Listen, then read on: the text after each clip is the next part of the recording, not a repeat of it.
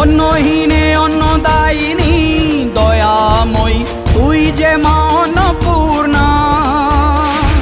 সন্তান স্নেহে তুই মা যেন কল্যাণী সম্পূর্ণা। তোর কথা যেন মন্ত্রোচ্চারণ, বজ্র সম কঠিন অনুশাসন।